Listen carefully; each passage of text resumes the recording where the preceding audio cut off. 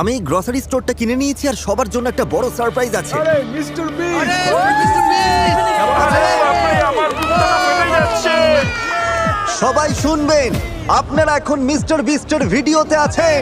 আপনাদের মধ্যে যিনি সবার শেষে এই দোকান থেকে বের হবেন তিনি জিতে নেবেন ওখানে রাখা $2,50,000। এটা বেশ মজার হবে। আমি এদের কাউকেই চিনি না, এরা আমার বন্ধু নয়, স্রেফ সাধারণ ক্রেতা। আমি নিশ্চিত এদের মনে অনেক প্রশ্ন আছে। চলুন এদের সাথে কথা বলি। আপনি কি জানেন যে আপনি এখন মিস্টার বিস্টের ভিডিওতে আছেন? মিস্টার কি? $2.5 লাখ জন্য আপনারা কতদিন এখানে থাকতে রাজি আছেন? একদম শেষ পর্যন্ত। বছরের শেষ অবধি। যতটা সময় লাগা দরকার। মিস্টার বিস্ট কে? আপনি কলেজ পাস করেছেন, আপনার কোনো জব নেই। কোনো চাকরি নেই।